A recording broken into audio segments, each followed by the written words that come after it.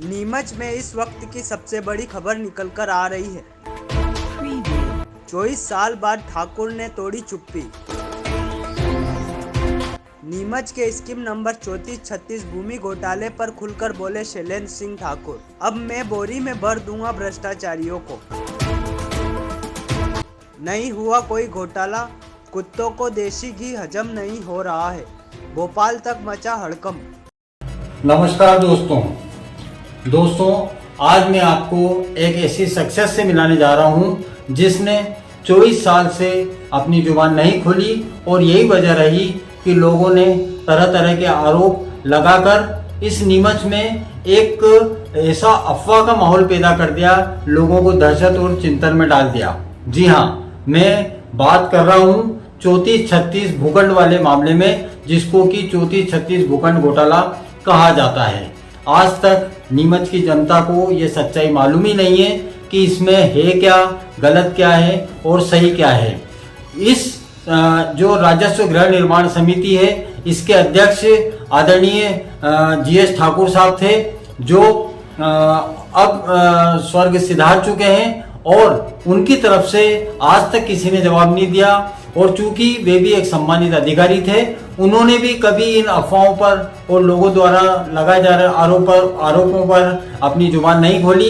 लेकिन अब लगता है कि पानी सिर के ऊपर आ गया है और इसी को देखते हुए उन्हीं के सुपुत्र शैलेंद्र सिंह जी ठाकुर, पूर्व मार्केटिंग अध्यक्ष, जब इनको लगा कि मिथ्या आरोप लग रहे हैं और लोगों को गुमराह किया जा रहा है, तो आज 24 साल बाद वो हमसे बात करने के लिए तैयार हुए। हमने बहुत कोशिश की, तब कहीं जाकर आज वो तैयार हुए। तो मैं डायरेक्ट रूबरू उन शैलेंद्र सिंह जी ठाकुर साहब से ये सवाल नीमच की जनता की तरफ से करना चाहूंगा कि वे आखिर इस मुद्दे पर क्या बोलते हैं। तो मैं आपको शैलेंद्र सिंह जी से डायरेक्ट बात कराता हूँ। आदरणीय ठाकुर साहब, बैठिए। हम जो है सिर्फ ये जानने आए हैं कि आखिर ये 3436 का जो मामला है और इस मामले को लेकर इतने आरोप प्रत्यारोप होते रहते हैं, तो आप ये स्थिति स्पष्ट करिए, नीमच की जनता को बताइए कि आखिर ये मामला है क्या और क्यों इतना विवादास्पद हो गया है। भूपेंद्र भाई, धन्यवाद। आपने इस ज्वलंत समस्या के लिए सोचा और कहा। आग्रह तो आपका टाल नहीं सकता, क्योंकि वाकई अब स्थिति ऐसी है कि लोगों को वास्तविकता बताई जाए। पूर्ण रूप से ज्ञात है कि ये 3436 वर्ष 98 में प्रस्ताव पास हुआ था। एक वर्ष पश्चात वर्ष 99 में इसकी शासन स्वीकृति मिली तथा उसके पश्चात लगभग 4 वर्ष शिकायतों का दौर जब से ही चल रहा था। 4 वर्ष पश्चात इसकी दरें मिली, आवंटन की प्रक्रिया जारी हुई। तो तत्समय के जो नियम थे, यह योजना नगर सुधार न्यास ने बनाई थी तथा इस पे लोन था। तो शासन आदेश के पालन में पूरे प्रदेश में एक सर्कुलर निकला था नगरीय प्रशासन मंत्रालय से कि जो भी संपत्ति है उसको बेचा जाए और नगर पालिका को वो राशि जमा ही कर जाए। तो हमारी एक राजस्व समिति को 181 भूखंड मिले थे, केंद्रीय कर्मचारी को 69 मिले थे। शेष जो भूमि थी, और क्योंकि पूर्व में भी railway ticket checking, Katju market दुर्घटना वाले नगर पालिका के कर्मचारियों को और कुछ परिवर्तन किए गए थे अधिकारियों ने, और जो नीलाम हुए थे कलेक्टर महोदय ने गाइडलाइन, ऐसे अन्य भूखंड इसमें, और इस मानचित्र में मात्र 428 भूखंड है। और शुरू से हुआ यह बनाया गया कि 550, 250 के 500 समिति वालों ने कर दिए। इस मिथ्या प्रचार को आप बुरा न माने भूपेंद्र भाई, कि समाचार पत्रों ने इतना हाईलाइट किया कि शासन प्रशासन को गुमराह किया तथा अपने राजनेताओं को भी छू लगाया, जिनकी स्वार्थ सिद्धि नहीं हो पा रही थी, जो भूखंड नहीं ले पाए, वह सब इसके पीछे लग गए और एक ऐसा माहौल निर्मित कर दिया कि समिति वाले और अधिकारियों ने मिलकर बहुत बड़ा घोटाला करोड़ों का कर दिया। और ये जो आज भी कह रहे हैं ये करोड़ों का घोटाला शुरू से बोलते आ रहे हैं। सत्यता यह है कि तत्समय की इसकी योजना की गाइडलाइन माननीय कलेक्टर महोदय ने भूखंड को आक्षन करके जो दर उच्च आई थी उससे दर निश्चित की। उस टाइम की इस योजना के समीप के 14 योजना क्रमांक 14, 1, 2, 3, 4 जवाहरनगर की अगर आप गाइडलाइन देखें तो इस गाइडलाइन से आधी थी। उसके पश्चात बेचारे भूखंडधारियों ने जैसी भी परिस्थितियों में नियम आदेश से भूखंड लिए, अब उनको आज और इस योजना में अधिकतर भूखंड पर कब्जे थे और आज भी कब्जे आपको बड़े भूखंडों पर दिखाई देंगे, परंतु इस ओर कोई ध्यान नहीं देता है। एकमात्र सबका यही रहता है कि अवैध है, अवैध है, अवैध है। अतः यह योजना पूर्ण तरीके से वैध है तथा इसमें किसी प्रकार का घोटाला नहीं हुआ है। इंसान है, इंसान से गलतियां हो सकती है, प्रक्रिया में कुछ गलती हो सकती है, परंतु उसको सुधारा जा सकता है। और अनियमितता, आर्थिक अनियमितता सबसे बड़ी अनियमितता होती है, तो इस योजना में किसी भी प्रकार की आर्थिक अनियमितता नहीं है। यह मैं बार बार कह रहा हूं। और जो लोग कहते हैं कि अवैध भूखंड है और घोटाला है, ये निराधार गलत है। बोलने वाले अपने गिरबान में झाके, हमाम में सब नंगे हैं और मतलब वो अपना दर्द इससे मतलब स्वार्थ सिद्ध करना चाहते हैं, जबकि इसमें समाधान नहीं करना चाहते। वास्तविकता यही है। मैं ठाकुर साहब आपसे ये पूछना चाह रहा हूं कि आप जिन लोगों को टुकड़े डाला करते थे, आज वही आपको काटने के लिए दौड़ रहे हैं और अभी भ्रम फैलाया जा रहा है कि ये जो बड़े भूखंड है, इन बड़े भूखंडों पर प्रस्ताव नहीं लाया जाए और इनको निरस्त कर दिया जाए। तो आखिर ये बड़े भूखंडों का मामला क्या है, क्या अनियमितता है, क्या लफड़ा क्या है, ये बताइए। भूपेंद्र बाबा, आपने बड़ा ज्वलनशील प्रश्न किया है, क्योंकि समाचार पत्रों में और अभी एक समाचार पत्र में आए दिन यही गाये बजाय प्रश्न किया जा रहा है। मेरा यह निवेदन है कि आप जो किसी भी मंच पर खड़ा करें और समाचार पत्र के तत्समय के युवा मालिक को खड़ा करें तथा दूध का दूध पानी हो जाए।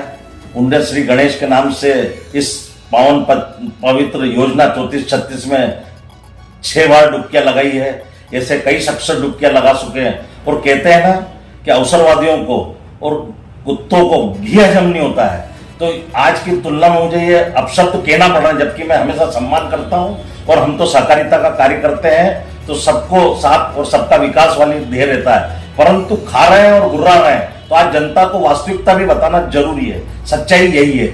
नहीं तो अभी जो ये बार बार आ रहा है कि इसको परिषद में लाने का इनका प्रयास चल रहा है, लाखों करोड़ों में लेन देन चल रहा है, एक एक पार्षद को 10-10 लाख में खरीदा जा रहा है, ये क्या सच्चाई, क्या ऐसा कोई प्रस्ताव है क्या आपकी तरफ से? बाबा आप बताइए, मात्र बड़े भूखंड 13 हैं और 13 को ही आम जनता जानती है कि क्या है। आज बताइए कि बेचारे जिनने 2004-06 में ये भूखंड सबसे बड़ी दर में, ये नीमच शहर की सबसे बड़ी आय देने वाली संस्थाएं रही है, भूखंडदारी रहे हैं, सबसे ज्यादा लीज इसी योजना में है। अब उन व्यक्ति से 10-10 लाख रुपए वो क्यों देंगे इनको? और आप ये मानिए कि जन प्रतिनिधि का कर्तव्य तो ये होता है कि उस प्रक्रिया को वास्तविकता में देखे, किसी समाचार पत्र के धोखे में नहीं आए, किसी के बहकावे में नहीं आए। इनके पूर्व आलापियों से देखो आप कि उनने जो राग आलापी थी संस्थाओं के खिलाफ, तो उनका क्या हर्ष हुआ, वो आज पछताते हैं। ये बेचारे इन लोगों का जनप्रतिनिधि बहुत से तो क्या नए नए आते हैं, उनको गुमराह किया जाता है, क्योंकि कार्य करने से ही वो अवसर प्रदान होते हैं और कहीं से ऐसे ही पैसा प्राप्त नहीं होता है। तो उन लोगों को भ्रमित करके करोड़ों और 10 लाख के दिखाए जा रहे हैं सपने के भी प्रस्ताव पास करो तो मिलते हैं। आज ये बताइए कि किसी नेक कार्य में करने में कोई पैसा देता है, शासन की योजनाओं में कोई पैसा देता है? ये झूठी अफवाह है। और मैं तो उन पार्षद भाइयों से फिर निवेदन करता हूं कि वो दिग्भ्रमित न हो, किसी प्रकार का कोई प्रस्ताव नहीं ला रहे हैं। पूर्व में ये सब प्रस्ताव पारित हो चुके थे। वर्ष 2007 में ऐसे ही षड्यंत्र करके तत्कालीन परिषद ने इस पूरे शहर की योजनाओं के लिए, अन्य लोगों के लिए एक प्रस्ताव पास किया था। अब उस समय की मैं पूरे बयान और नहीं करना चाहता हूं, मेरे पास कई सीने में दफन है राज, पर वो बोलना उचित नहीं है।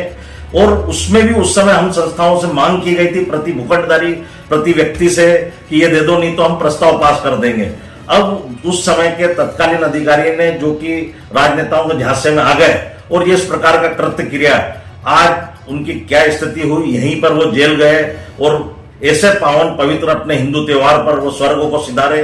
किसी के जाने के बाद उसकी आलोचना करना उचित नहीं होता है। हम सनातनी है, सबका सम्मान करते हैं, तो इस राज को यहीं राज रहने दो। और करने वाले सिर्फ कोई कुछ नहीं है, अफवाह फैला रहे हैं, न कोई।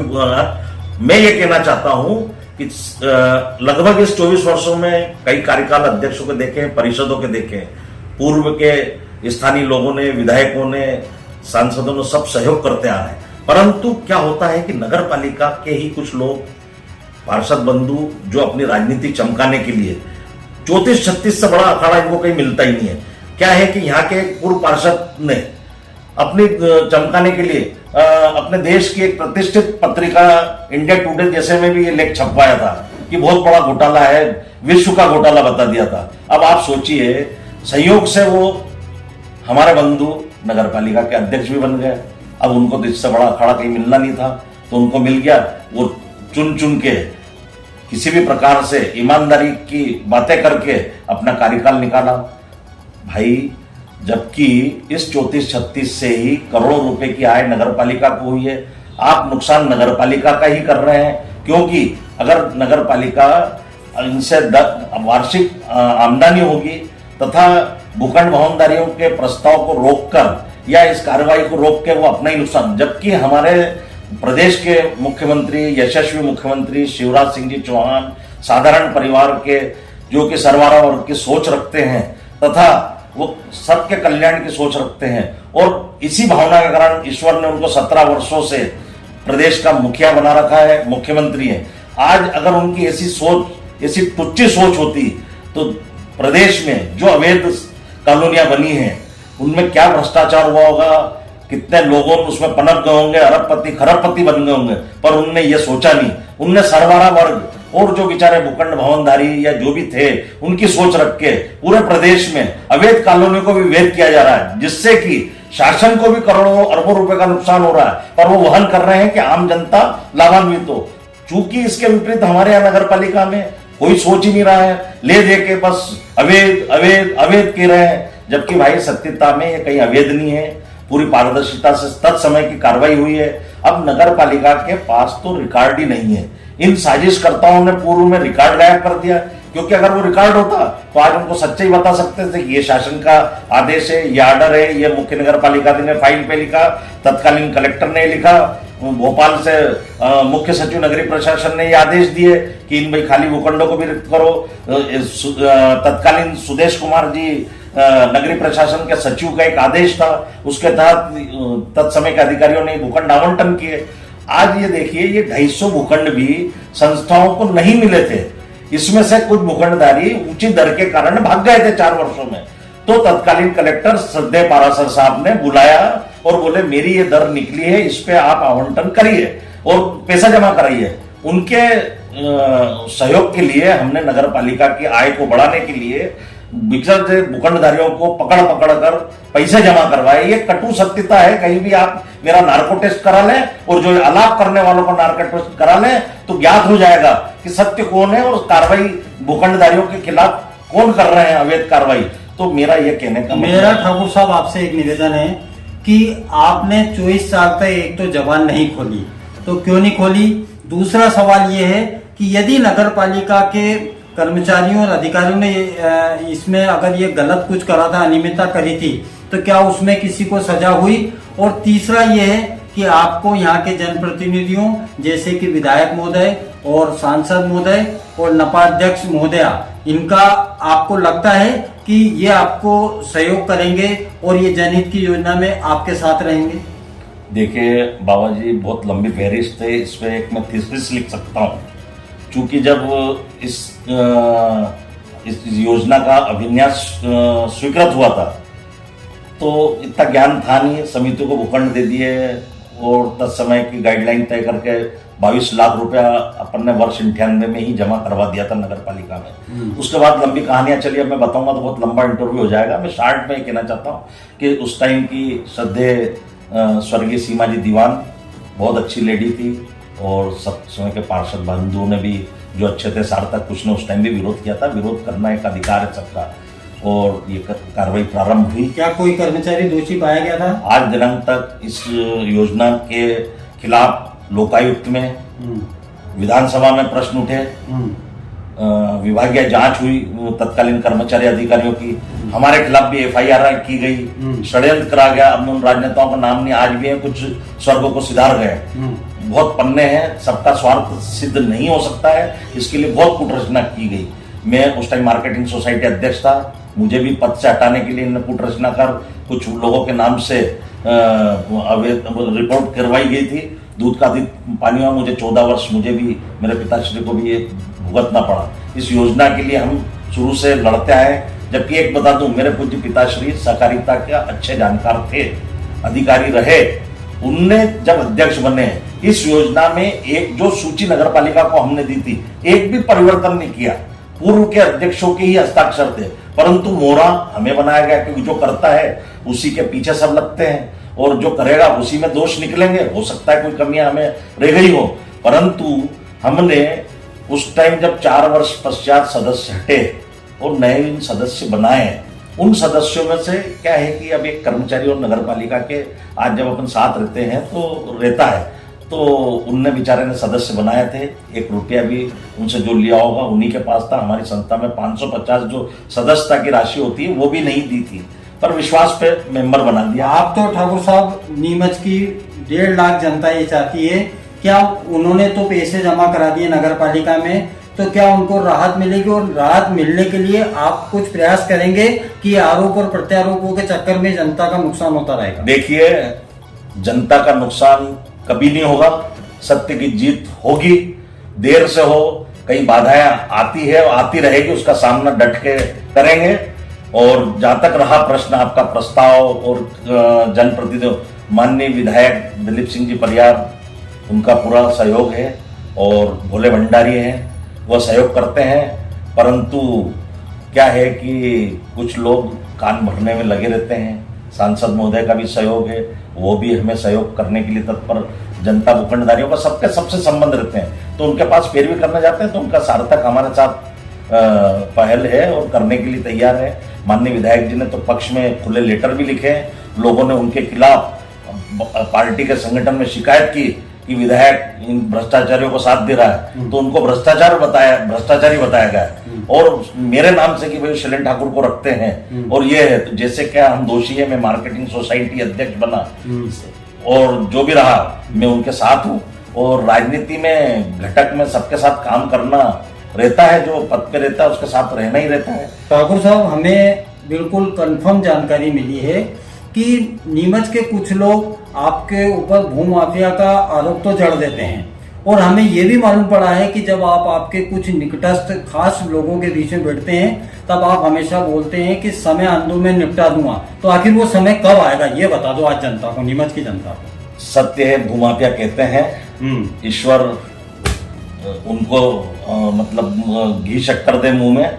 और मैं तो ये कहूंगा कि ये हमारी सहृदयता है कि उन लोगों को हमने भूखंड दिए। वाकई हम भूमाफिया रहते हैं, परंतु हमने सबको बांटा है। सहकारिता में सबको दिया जाता है, मतलब कभी वो फल की इच्छा नहीं करती है। और उसका परिणाम ये रहा है, मैं एक और छोटा सा कि 2006 में मैं एक मेरे मित्र और पूर्व नगर पालिका उपाध्यक्ष श्री गुरमीत सिंह वधवारा है, जो भी मेरे पल पल पे हम साथ रहे हैं, सुरेश जी पटेल, कई अच्छे लोगों का साथ रहा।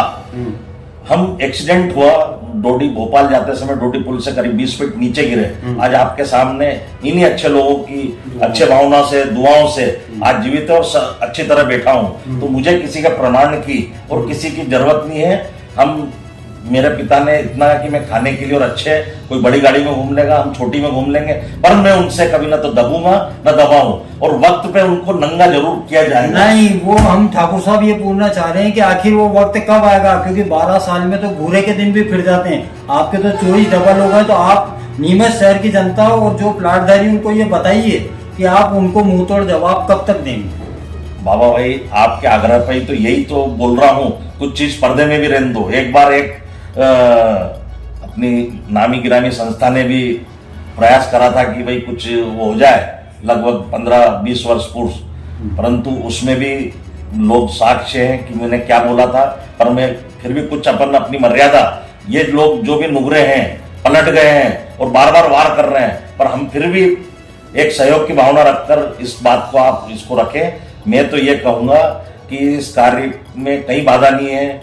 और एक चीज बताना चाहता हूं कि प्रस्ताव माननीय यहाँ के जिलाधीश, शासन के मुखिया, जिले के मुखिया होते हैं, इस समस्या के निदान के लिए उनने भी पहल की।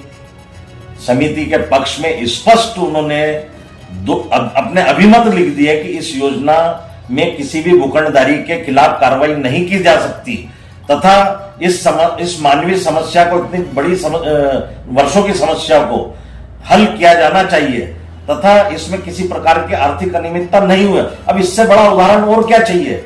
आज तो अब इनको खुल के पार्षद बंधु या जो भी हैं, इसमें अगर कहीं कोई त्रुटि उन्हें नजर आती है, हमें तो कोई त्रुटि नजर नहीं आती है, अनावश्यक इसको रोक रखा है। अगर उन्हें त्रुटि आती है तो समाधान किया जा सकता है और कर सकते हैं। उससे करने से उनको दुआएं मिलेगी। लोगों जो इतने वर्ष से अपने सपरिवार मानसिक आर्थिक झेल रहे हैं वेदना, उसका निदान होगा, इनको बहुत लाभ होगा। और जिनने इस योजनाओं के खिलाफ कार्य किया और मंशा रखी है, आज उनकी स्थिति क्या है, भले वो पद पे रह गए और उनके कारनामे उजागर हो रहे हैं। ईमानदार कौन है ये जनता जान रही है। मेरा यही प्रश्न है कि आप समय देखिए, उजागर और होंगे, और जब अगर आप चाहेंगे अगले उसमें तो अपन और नाम खुलने बता देंगे। तो साथियों, ये आपने देख लिया कि आज हमारे ठाकुर साहब पहली बार इतने ताव में आए, क्षत्रिय धर्म को अपनाते हुए उन्होंने ये जो बात कही है, इससे स्पष्ट संकेत मिल रहे हैं कि जल्द ही इस समस्या का समाधान भी होगा। साथ ही ये जो लोग विघ्न संतोषी लोग हैं, जो कि कभी इनके टुकड़ों पर पला करते थे और आज इनको आंखें दिखा रहे हैं, हम इनकी बॉडी लैंग्वेज देखकर इतना ही कह सकते हैं कि अब ठाकुर साहब का समय आ गया है। अब वो नहीं कह सकते ठाकुर तो गयो, ठाकुर तो आ गयो। अब ठाकुर आ गया है और नीमच की जनता को राहत मिलेगी।